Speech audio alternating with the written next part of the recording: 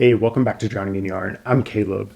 You know that I love books about knitting. At the end of February, I made a video where I listed some of my favorite books about knitting. Among those books was Knit How by the people at Pom Pom Press who make Pom Pom magazine. After I posted that video, the people at Pom Pom reached out to me and asked me if they could send copies of their two newest books for me to review. I already own one of those books, Ready Set Raglan, which is all about raglan sweaters. I plan to review that in the future, but they did send me a copy of Embody by Jacqueline Cieslak, which I'm going to talk about in this video. Like I said, they sent me this book, but I'm going to give you my honest opinion on it. It's a good book, so I don't really have to sugarcoat anything, but I also got a copy from them that I can give to one of you. So if you want to potentially win a copy of your own, then stick around to the end of the video. And while you're watching, if you're enjoying it, hit that little like button. And if you haven't already and you want to see other knitting related videos that I have coming up in the future, then definitely hit that little subscribe button and the bell next to it to get notified when I post new content. So let's talk Embody. Embody is a book that's anchored around two garment patterns.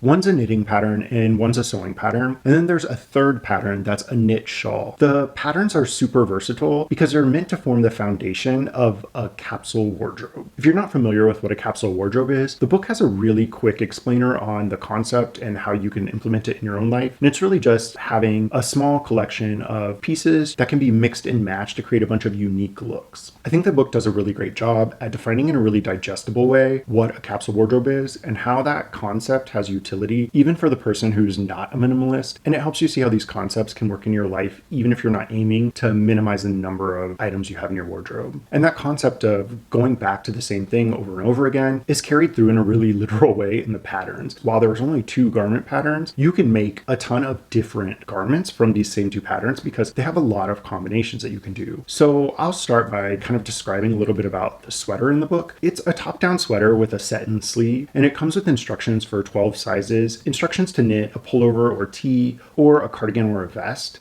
and it's got optional bust start instructions and 3 formulas to customize the fit of your body. Looking at the pictures, you can see that the different combinations in this pattern don't just produce indistinguishable variations of the same thing. It really truly can be used to make a bunch of unique garments. I hear so often from people who don't really know how to modify a sweater to their body. They don't maybe understand the math or can't really put themselves in the shoes of the designer when the designer is doing the math to fit like a sleeve to your arm, for instance. And this pattern is sort of a choose your own adventure. And in that adventure are these charts where you follow these formulas. So you put in sizes and you do a little bit of math and you come up with stitch counts and then those plug into your pattern. And all of this, I think, teaches you what goes into shaping something, and those skills are transferable. So I think there's so much value in that alone. But that's also a little bit of a downside if you're not an adventurous knitter. If you are, you're not going to have any problem with that. But if you're a more timid knitter, you may see this pattern and think, it's like 30 pages and I don't even know where to begin. There's so much to think about before you start. And so that might turn some people off. I don't think it should though. Putting in that level of planning before you start is what's going to get you something that is going to fit you. And it's going to teach you so much about planning your next project and about achieving something really perfect for you, even when you're knitting something that's not in this book. So the other knit pattern in the book is the elson shawl. You can knit it at any gauge with any weight of yarn and it's going to work out because those instructions to do so are included in the pattern. I'm knitting this pattern because I think it's really beautiful and because I have yarn that very much matches what's in the pattern. Now, I have to be honest, I have not found this to be the most relaxing thing to knit. As you're getting into it, you realize that it's a 6-row repeat.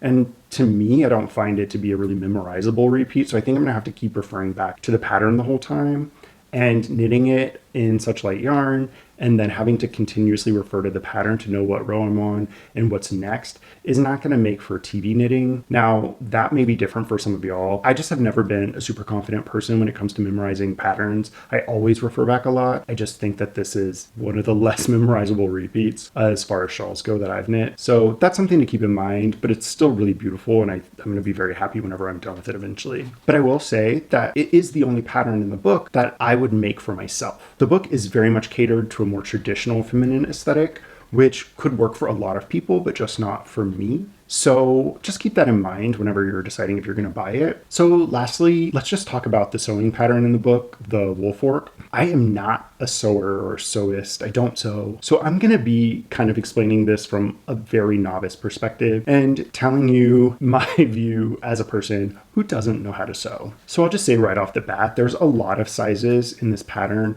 This would fit any body.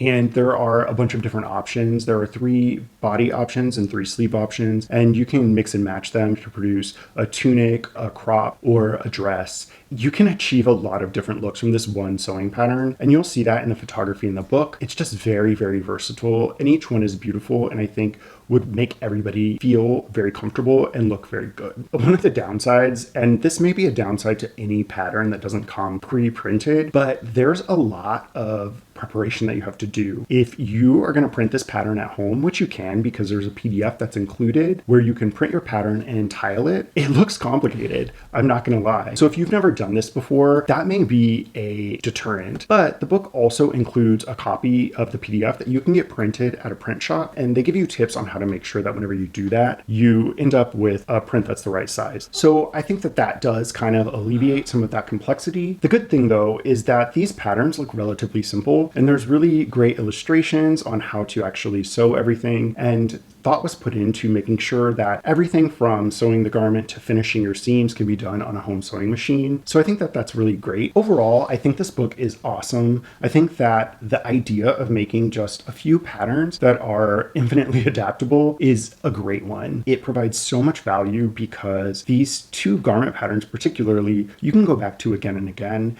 and you're going to be able to make a bunch of unique, really amazing staple pieces for your wardrobe. You're never going to look like you're out of style. And the book itself is super high quality. The paper's amazing. The photographs in the book are gorgeous. The PDFs that come with it are going to be super helpful. And you're going to learn so much just from the different steps of learning to customize your clothes, which the book does a really good job of walking you through. You can pick up a copy of this book from Pom Pom's website or any number of local yarn stores. I'm super happy I have a copy just for the Elson shawl alone. But if you want to try to win a copy of your own, I would love for you to go down into the comment section below and tell me, what is your favorite go-to knitting pattern? What pattern have you gone to again and again, or do you think you would go back to again and again to create very simple, basic, wearable staples for your closet? I'm going to pick a winner on Saturday, April 24th at noon Central Time, and I'll notify you in the comments to this video. I can't wait to hear what all you love to knit. If you haven't already, hit that like button down below and hit the subscribe button if you want to see what videos I have coming up in the future.